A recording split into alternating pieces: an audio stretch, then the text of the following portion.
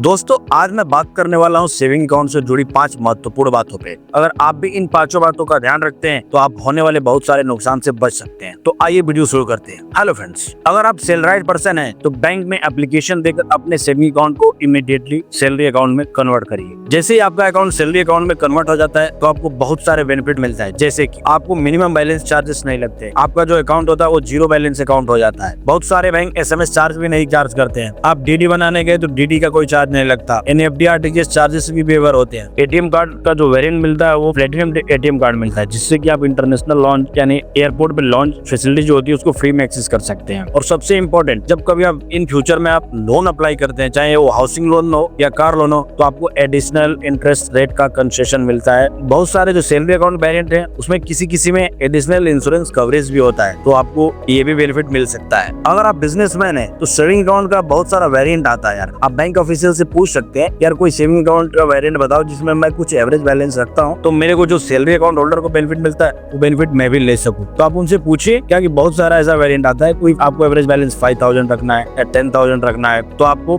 जो salary account holders को benefits मिल रहे थे वो आपको भी मिल सकता है। अब बात करते हैं दूसरा, अपने सेविंग अकाउंट को आप FFD अकाउंट में जरूर कन्वर्ट करें। अब आइए मैं इसको थोड़ा डिटेल में समझाता हूँ। जैसे आप अपने सेविंग अकाउंट को FFD में कन्वर्ट कर देते हैं तो ये एक ऐसी फैसिलिटी है, मान लीजिए आपका सेविंग अकाउंट में बैलेंस है 50,000 और आपने बैंक को एक इंस्ट्रक्शन दे दिया कि मेरे अकाउंट में जब भी इन फ्यूचर कभी भी 25,000 से ज्यादा बैलेंस हो तो 25,000 से जितना ऊपर का बैलेंस हो सारे बैलेंस FD में ऑटोमेटिक कन्वर्ट हो जाए। आपको जाकर बैंक में फॉर्म भर के FD ना करना पड़े, ऑटोमेटिक सिस्टम ही आपके अकाउंट बैलेंस में जैसे 25,000 या कोई भी लिमिट आप सर्टेन डिसाइड कर सकते हो, 25,000 रख सकते हैं या 50,000 के ऊपर रख सकते हो। जैसे इसके ऊपर कुछ भी बैलेंस आता है तो वो अमाउंट ऑटोमेटिक FD में कन्वर्ट हो जाए। और जैसे ही आपका अमाउंट एडिशनल अमाउंट FD में कन्वर्ट हो जाता है तो आपको जहाँ वही सेविंग अकाउंट में रेट ऑफ इंटरेस्ट 2.5% मिलता है, वही अगर आपका एडिशनल बैलेंस FD में कन्वर्ट हो जाता है तो आप जितने दिन के लिए आपका बैलेंस अवेलेबल रहेगा अकाउंट में वो सेविंग इंटरेस्ट का ना मिलके आपको FD का जो रेट ऑफ इंटरेस्ट होगा वो मिलेगा। अगर आप 1 महीने का और एडिशनल बैलेंस रखते हैं तो आप 1 महीने का मिलेगा, 2 मंथ रखते हैं तो 2 महीने का मिलेगा। तो ये छोटी बातें आपको बहुत सारा बेनिफिट करा सकती है। तो कई लोग इस बात का ध्यान नहीं देते हैं क्योंकि सेविंग अकाउंट में पड़ा बैलेंस आपका 2.5% इंटरेस्ट आपको मिलता है और वही अमाउंट अगर आपने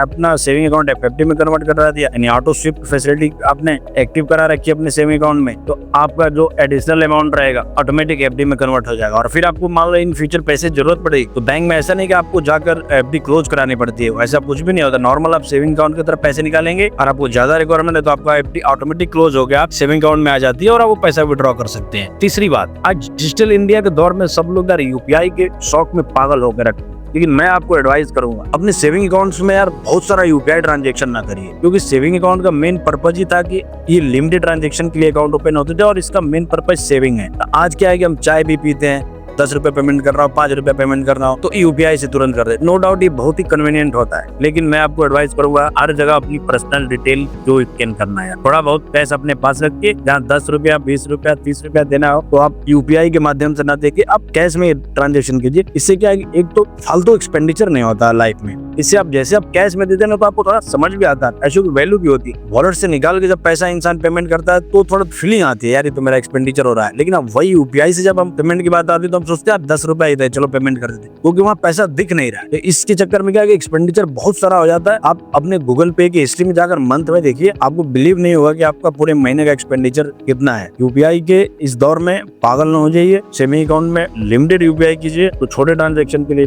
UPI को अवॉइड करिए, बड़ा ज्यादा ट्रांजेक्शन वो नो डाउट कीजिए। अब बात कर लेते हैं फोर्थ पॉइंट की, अपने सेविंग अकाउंट में पूरे फाइनेंशियल ईयर में कभी भी 10 लाख से ज्यादा का ट्रांजेक्शन नहीं और कैश ट्रांजैक्शन तो बिल्कुल ही मत कीजिए, क्योंकि सेविंग अकाउंट में अगर 10 लाख से ऊपर आपका कैश ट्रांजैक्शन हो रहा है विद इन फाइनेंशियल ईयर तो आप इनकम टैक्स के नजर में आ सकते हैं, क्योंकि सेविंग अकाउंट में 10 लाख से ऊपर ट्रांजैक्शन करने पे बैंक को कंपलसरी ये ट्रांजैक्शन इनकम टैक्स को रिपोर्ट करना पड़ता है। इसलिए आप 10 लाख से ज्यादा अपने सेविंग अकाउंट में कैश ट्रांजैक्शन तो बिल्कुल ही मत कीजिए, क्योंकि बहुत सारे लोग क्या करते हैं दोस्ती यारी में लाओ यार तुम्हारा ट्रांजैक्शन तुम मेरे में डाल दो, मैं तुम्हें UPI कर दूंगा, लेकिन आप इसको अवॉइड करिए, फाइनेंशियल लाइफ के लिए रिस्क हो सकता है। और लास्ट बात, अपने सेविंग अकाउंट में ईमेल ID जरूर अटैच कराएं। ईमेल ID अटैच होने का बेनिफिट्स क्या है। मंथ के एंड में आपके ईमेल आईडी पे पूरे मंथ का ट्रांजेक्शन यानी स्टेटमेंट आप बाय डिफॉल्ट आ जाते हैं। आपको जाकर बैंक में लेना नहीं पड़ता है, पासबुक प्रिंट कराने की जरूरत नहीं पड़ती। हर महीने आपके बाय डिफॉल्ट आपके मेल आईडी पे रिसीव हो जाता है और इसका कोई चार्ज भी नहीं लगता है। और इन फ्यूचर कई बार क्या होता है, कोई चार्जेस आपके सेविंग अकाउंट पे कटते हैं तो कई बार आपको मैसेज नहीं रिसीव होता है। अगर आपका ईमेल आईडी अटैच है तो आपको उस पर ट्रांजेक्शन अलर्ट जरूर आता है। तो ये भी बहुत बड़ा बेनिफिट है। ये रही 5 महत्वपूर्ण बातें। अगर आपको वीडियो अच्छी लगी, जानकारी अच्छी लगी तो वीडियो को लाइक और चैनल को सब्सक्राइब करना ना भूलें। Thank you so much.